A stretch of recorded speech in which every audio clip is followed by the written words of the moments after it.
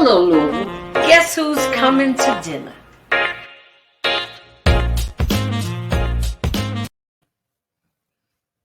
Hello, Louisville. Welcome to Guess Who's Coming to Dinner. I'm so excited. I've had some conversations today that would rock your socks. I'm here to tell you. I've talked about I'm a descendant of Eliza Tivis, who was a slave. And the slave master willed her Newburgh. Check this out. Willed her Newburgh. That's a whole story. So there is an Eliza Tivis society. And I have people that for years been saying, oh, we're related, we're related. And today I told them, I said, well, your grandmother and my great-great-grandmother were sisters. Just make goosebumps on my arms. But aside from that, we're going to do a little Black history up in here today on Guess Who's Coming to Dinner. Yes, historic folks from Louisville that make our city what it is today. And we have to carry these legacies. We have to tell these stories about who these people were, because as the kids would say, they were all that and a bag of chips. And we are proud. And my own personal historian I have with me today is no one other than my girlfriend, Miss Carrye Jones. Hello, my sister. Hello there. I'm so happy to be here today. I am so thrilled to have you here. Thank you so much for inviting me. Well, you know, Carrye, you were so full of information. I said, don't tell me no more. Just stop talking.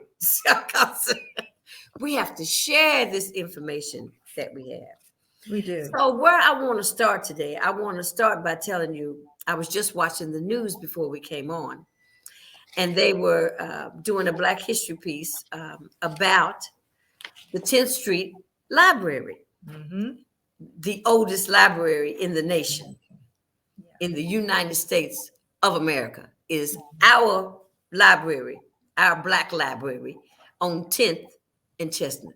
And I would like to say that my mother started her career as a librarian at the Western Branch Library. Whoa. Yeah. Wow. Margaret Louise Hampton, who became Margaret Louise Hampton Bowers. All right. Yes. You know, this is just wonderful, because when we were talking about that earlier, I said, I'd like to see, they said they were going to bring back some of the old programs that used to be at the library. I said, I'd love for them to bring back the movies on Saturdays for the kids. You know, that was something. You got up early and you got dressed and you went down and walked down those side steps down underneath the building from the outside. We didn't have a inside entrance. We came in from the outside. Things like that. They're unforgettable.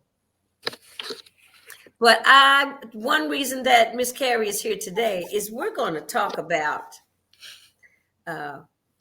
we're talking about the Central High School Distinguished Honors program that's coming up.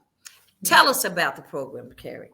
Well, Central High School for a number of years has been having a program to induct people into the Central High School Distinguished Alumni Hall of Fame. Okay. And we do it every other year. And it is going to take place on this coming Sunday, February 20th, at Historic Central High School at 12th and Chestnut Street at 7:00 p.m. in our auditorium. Okay. We do this so that our young people coming through Central High School today can see the many distinguished shoulders upon which they stand. Yes. And we have honored people in many fields of endeavor. For many years, Central has always been known for its athletic prowess. Right, right. But John Whiting, the late John Whiting, decided, we need to recognize people in many fields. Right. not necessarily always academics, but in many fields of endeavor, to make it clear that Central High School is all about excellence. Okay. Okay. We are situated in the middle of the Russell community. Okay. Yes. And at this event, Harvey C. Russell Jr., who is the son of Harvey C. Russell Sr., for whom our community is named, and for whom Russell Junior High School is named, will be the recipient of the award, one of the recipients posthumously. Harvey C. Russell Jr. was the first Black to hold a vice presidency in a major Fortune 500 corporation. Girl, please. All right. He was a Pepsi Cola vice president when I was a child. Okay. He'd be a peer of my parents. He's born in 1918. Okay. Okay. So all these great things were going on even then. And so we want our young people to know there's nothing new under the sun. Our people have been achievers for generations. Right. And they need to understand that. In other words, students coming along today need to understand that they have been paid for. They have no excuse. Yeah. These people achieved, succeeded against all odds. Yeah. Yeah. I mean, and went to school. Look, you were telling me about part of his resume that he went to Kentucky State. That's right. Normal school, right? No, that was his father. Harvey. Oh, okay, that's the senior. Okay. Who is? So let's go back and talk about senior before we get to the junior. All right, Harvey C. Russell Sr., for whom the community is named, was a student at Kentucky State Normal School. For your information, if you're not aware, normal schools educated teachers. Okay. Okay. And many people graduated from normal schools, but they were colleges, but they were teacher colleges. Okay. Normal schools. He went to Simmons University and the University of Cincinnati. He was a dean of Kentucky State College and the president of West Kentucky Industrial College, which is now West Kentucky Community and Technical College in Paducah, Kentucky. All right. All right. He organized the first state Parent Teachers Association and the first state inter-high school athletic association. He lived in the heart of our community. First, he lived at 1029 West Madison Street, where his son, of course, lived at part of that time, his son who will be honored at Central High School. And then finally at 2345 West Chestnut Street, on the northwest corner of 24th and Chestnut. Okay. And the lovely home still stands. There is a family living in that home today. And it has been enhanced with a beautiful deck on the back. And it's just, you can just look at the architecture and tell what a beautiful home that it is.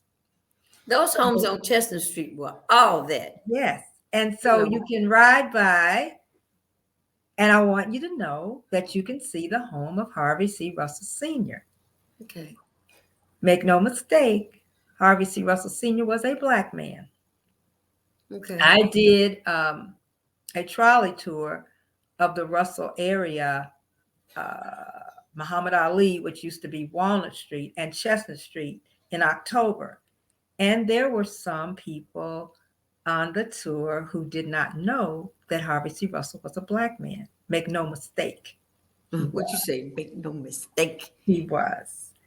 And he was like many people in that time, in that area when I was growing up, such a rich area. these are people that we saw, that we touched every day. Right. I wish it were like that today. Yeah. I You hope. know, I told you, I said that my family actually moved at 2210 West Chestnut. Yes, yes. And I said, I said my mother knew where she knew where she wanted to be. She knew who she wanted to be around. Yes. And she knew what she wanted to expose us to. Absolutely. And at that time, I think you were in the same class as my brother, right? Yes. Earl. You came out in 64 at In Central. class of 1964 at Central High School. So, but the last class for Madison Junior High School was what? Was you all's class? Well, let me just say this. We graduated from Russell Junior High. Oh, you did? I was the student who accepted the school, the new name for the student body. It was the first public speech that I ever made at the dedication service. Wow, Carrye. And William H. Perry Jr. was the principal at the time. Okay. And I would go into his office every day for a week, and we would tweak my speech because it had to be perfect. Wow. That is the way things were done in those days. They're not quite done like that today. Oh, We do things a little differently. I see young people get awards who are not well spoken when they accept them. In those days, if there was a chance, for instance, that you were going to win the Heisman Trophy, then you would be prepared to accept that with an acceptance speech that was perfect, because the educators in your sphere cared about you and would prepare you for that. Whether you were given the award or not, you would be prepared to accept it with perfect grammar. Right. That's the way we were raised. And that's the kind of support we had in those schools. So when I stood there to accept the school for the student body, it was a phenomenal moment. And you'll never forget it, huh? Never forget it. And then I heard myself the next day. They had taped it over the loudspeaker. So these are the wonderful experiences that we had as young people that prepared us to go out into the world. Right. And feel confident in who we were. Right. I went to a predominantly white college in our community. During Black History Month, we just want to kind of revive their contribution that they gave to this community that we call Louisville. Shall I talk? Just about some of them? Huh? Some of them you got a list, don't you? I have a list. Okay, let's go. All right. I am going to talk about Lyman T. Johnson. I took my tour from 18th and Muhammad Ali down to 30th and turned left and came up Chestnut. What I will say is that white people lived on the same street as we did, but they lived on the west end. Do you hear this? Okay. Do you hear this, people? White people lived on the west end of Chestnut Street. Below 30th, it was called River Park Drive. Right. And that's where the white people lived. The black people lived on Chestnut Street. Now, Janice, as we got a little older, you see, I was born. I guess she did want to tell us when she was born. She's buffering. And some of the contributions that they make, you have to make a contribution to a community in order for your name to be on a school or your name to be given to an area. There has to be something that you do that's vibrant for the show. I'm going to share my screen with you. Thinks big and bold. We look beyond the status quo to see what's possible. You see that today, and you see it in our history. Go back to the late 1940s. PepsiCo broke new ground by hiring an African-American sales team. They traveled throughout the North and South, boosting Pepsi sales as they went, promoting Pepsi-Cola to the Black community. To be able to travel around the country, to meet other people, it was a wonderful experience. They did so much more than sell Pepsi. At a time of deep racial inequality and injustice, they represented the idea that progress in civil rights was possible. Among the first members of this team were 10 college graduates, including Harvey Russell. In 1962, as the struggle for civil rights continued in the U.S., Harvey C. Russell made history by becoming the first African-American vice president of any major U.S. corporation.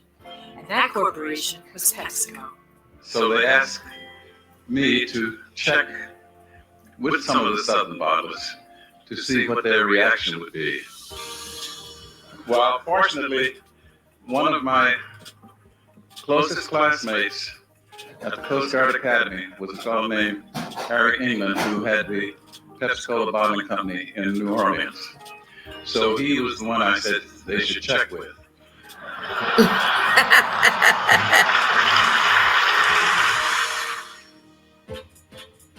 Harvey's legacy is a key milestone of PepsiCo's amazing journey. It teaches us that instead of limits, there are endless opportunities. Harvey C. Russell's legacy means opportunity and representation. I walked through the trail he blazed in 1962, and so do many others. I'm proud of being a part of a company standing tall against discrimination from the very first day. His passion for embracing diversity and doing business in ways that benefit everyone is reflected in Performance with Purpose, our governing philosophy that guides every aspect of our business. Increasing diversity is one of our Performance with Purpose goals. It is so important to work closely with a diverse group of talent, a diverse group of leaders. Why? Because our business decisions definitely are improved. To make the most of our diversity, we are also focused on associate engagement. Being a company where everyone is a leader, where everyone has the opportunity and responsibility to bring their experience to bear, helping move our business ahead.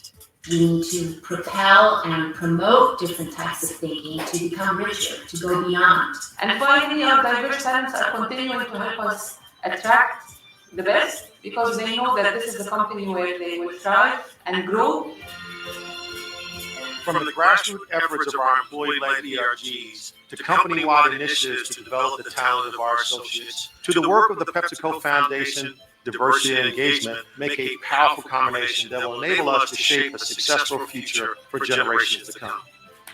You know, the next big idea that will transform the food and beverage industry has yet to happen. By making the most of our collective intelligence, building on our legacy, and having the courage to be bold, we can make sure it happens at PepsiCo.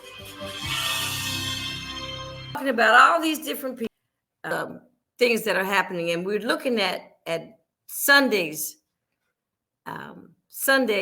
affair. Central High School alumni distinguished honors, and the people that are going to be honored are Judge Tanisha Hickerson, and there's another young lady. She's also a judge, and posthumously, it'll be Nat Brown. Nat Brown, you know, picture taking Nat Brown. Everybody had their picture taken by Mr. Nat Brown, Mr. Harvey C. Russell Jr., and also I'm trying to get all this to work out. I don't know. We tried, but at least you got to see the video that I had. I pulled up off that was sent to me by Harvey Russell, who's coming to Louisville this weekend to accept this award in his father's honor. And I'm going to see if maybe we can get this together, because Carrye has a wealth of information about the homes and the people that lived up and down Chestnut Street, who are some of our noted physicians, our noted educators, politicians. May Street Kid lived on Chestnut Street. Betty Baye used to live on Chestnut Street. Hey, Betty. But just want to do a little bit of Black history for you. And the fact that the 10th Street Library is going to be bringing back some programs that they used to have is a wonderful, wonderful situation. So we hope that you enjoyed some of what we were able to share with you today. And just want everyone to know that we want you to please come out to Central High School on Sunday, 7 p.m. for the Distinguished Honors Awards. And especially if you're an alumni of Central High. I said, it's really funny to me. I thought about, Carrye sent me the program. And on the program, it has the Central High School song. I learned this song when I was 4 years old because I used to sit with the cheerleaders because my mother took me to Central High School basketball games. And just as a tribute to the honors that will be happening this weekend. Central, oh Central High, Central, our still we die. We raise our banners high in sky. For Central High. Yeah. Hey. Wait a minute. No, wait. All right. That was Miss Carrye Jones. And I'll find out when they're going to do the trolley tour again, because I know some people that live here in the city would probably like to go see some things that they didn't know where they were or who lived there, you know, and then they might just want to know some more history about the Black educators and politicians and physicians that come from this city that have went on to do wonderful works. Harvey C. Russell Jr., that's being honored posthumously, went to Kentucky State University. No, I screamed. I was very excited about that. I guess he would go to that school because his dad went to that school when it was the honors school before it became a college. So he graduated from Kentucky State. So he's a thoroughbred. How about them apples?